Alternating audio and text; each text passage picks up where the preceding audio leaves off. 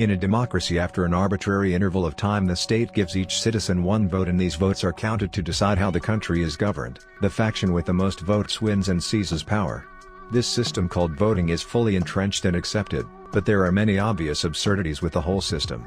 Firstly, you as an individual have only one vote, and your one vote is not enough to swing an election. Therefore, as your vote does not really matter, it does not make sense to spend much time researching the issues.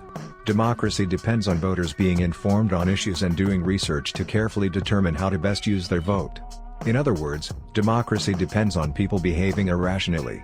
Secondly, as a voter, you do not get to vote on individual policies, you are forced to choose between packages of policies. Political parties, despite giving the illusion that they are radically opposed to each other, are very often alike and agree on many particular issues. These bipartisan issues are untouchable and are not up for debate or discussion.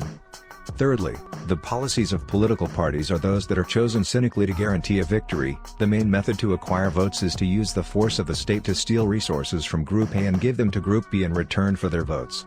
If Group B is larger than Group A, then the votes from Group A are unnecessary because only 51% of the votes are needed to win an election, and that's all that matters. Politicians are rewarded by increasing the quantity of voters in their faction.